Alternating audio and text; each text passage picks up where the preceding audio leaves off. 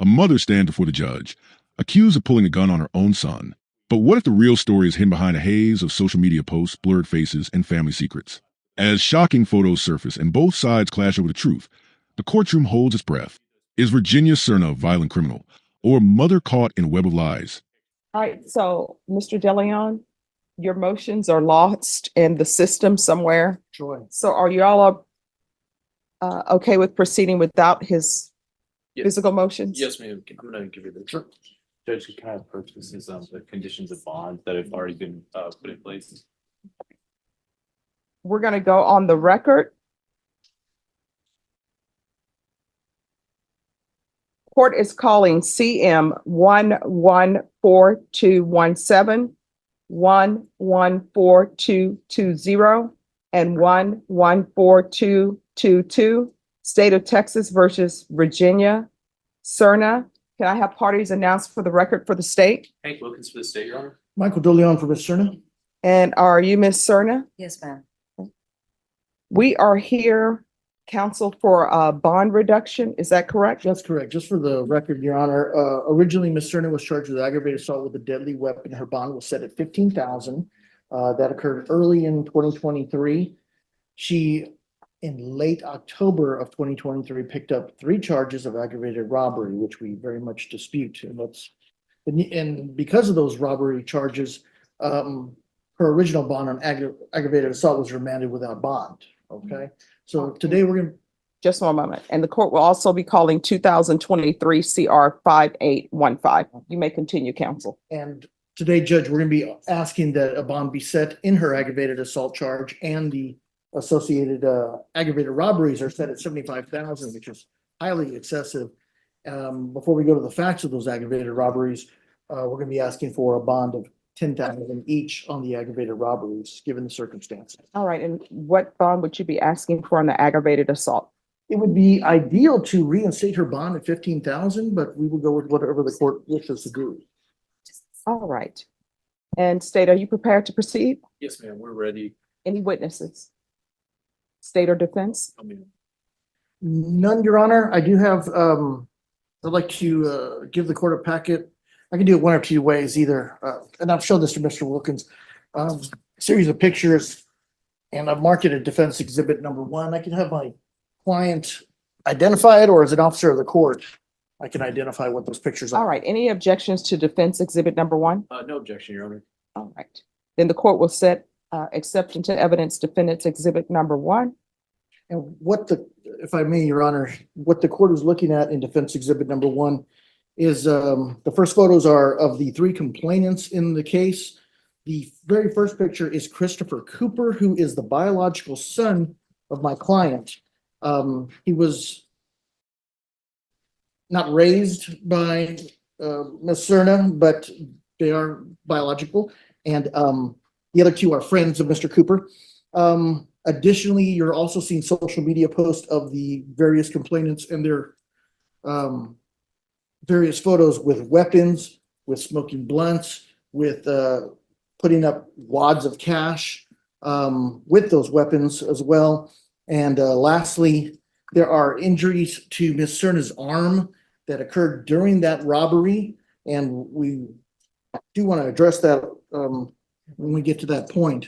But that very last photo is a kind of fresh photo, and it's kind of hard to see in the black and white versus color, but she Right. was cut by one of the complainants. The court sees defense exhibit 1 with the alleged complainant listed.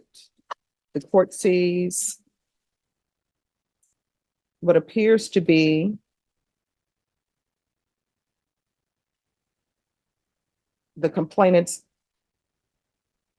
holding AK-47s and Glocks. Yes, ma'am. And then the next photo appears to be the complainant, who is the defendant's son, holding cash, wearing pants that are 30 sizes too big, that are sagging.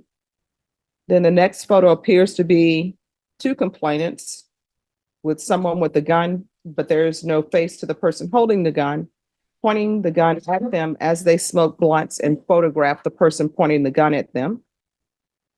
Then the next photo appears to be someone holding a gun. And I believe that's the complainant that is listed on page 3 of defendant's exhibit number 1.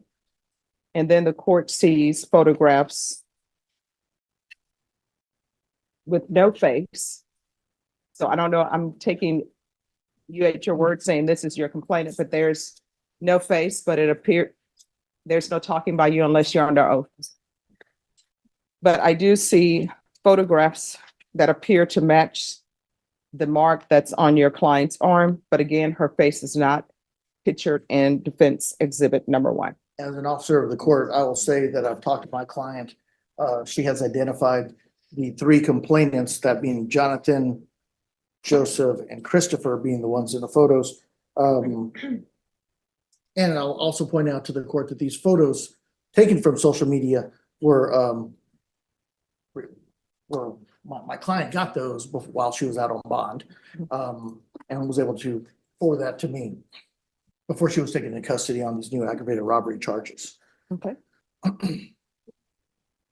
Additionally, Judge, if you look at the facts and circumstances of the case, I know we're not here to litigate the entire aggravated robberies, but there's an allegation that Ms. Cerna and her husband pulled out guns after inviting her biological son and his friends over to a La Quinta to see a just under 2-year-old stepsister that was born that Mr. Christopher Cooper has never met before. Suddenly a robbery occurs allegedly with firearms by Ms. Cerna and her husband allegedly. However, if you look at the facts and circumstances again, La Quinta management throws out everybody out of the hotel. There's an argument going out in the parking lot when supposedly my client and her husband have firearms, yet somehow these complainants are hanging around in the parking lot with them when they've just been threatened with firearms. Doesn't make a lot of sense.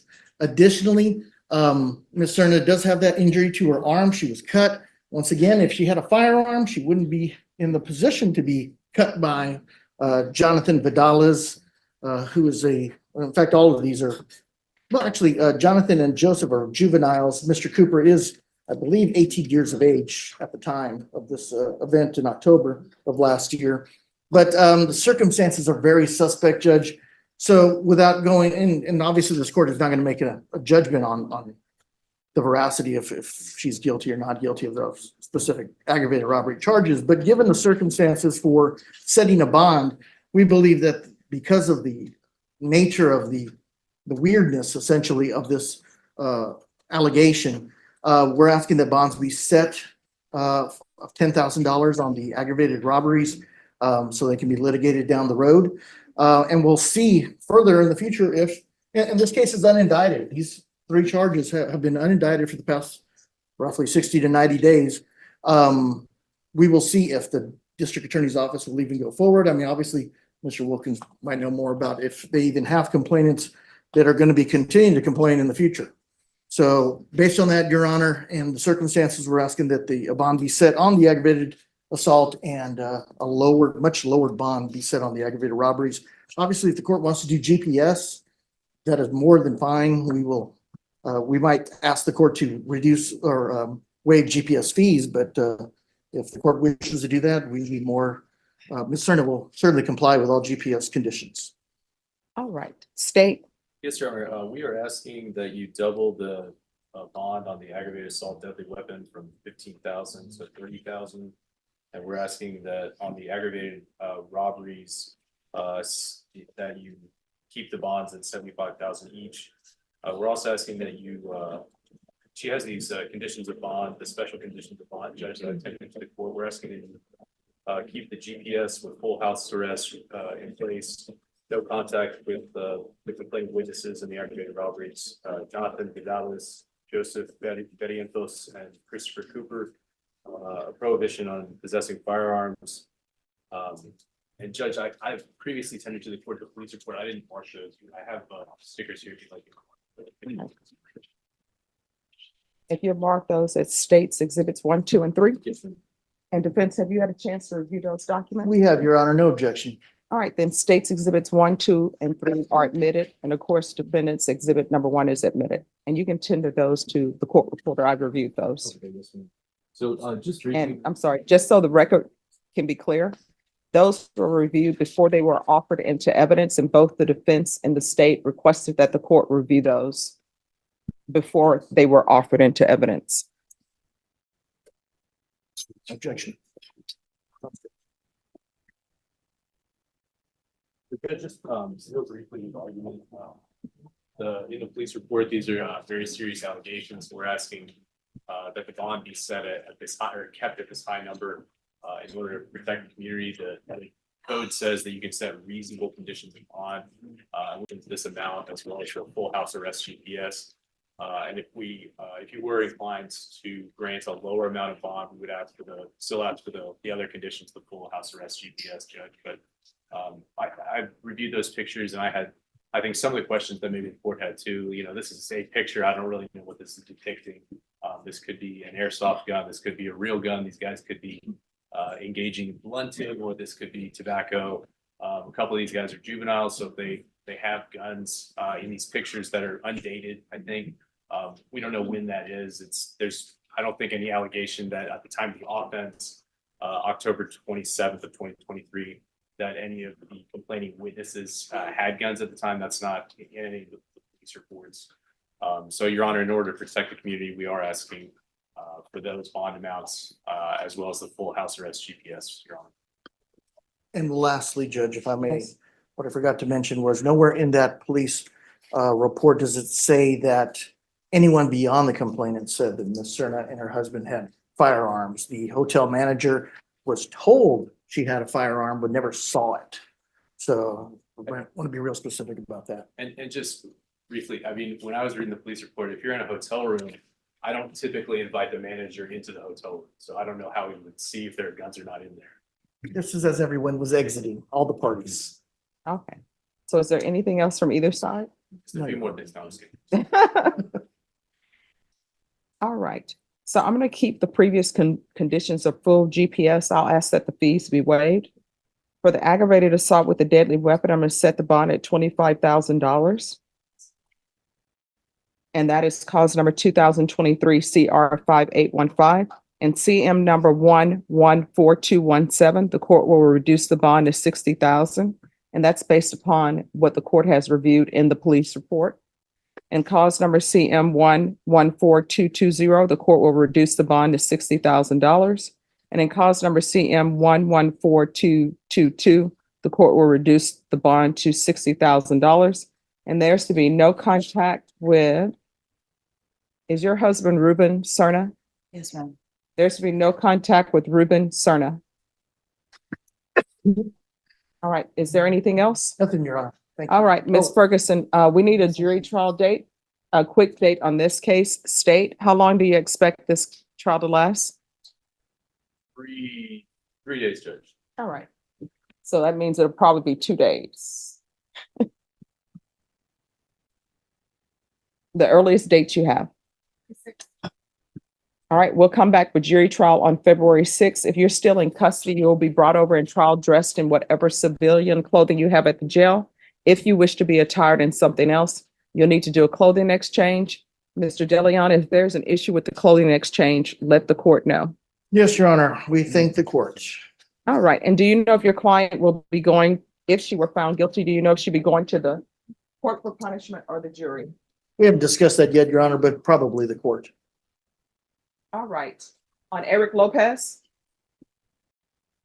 All right, thank you. Thank you, Judge.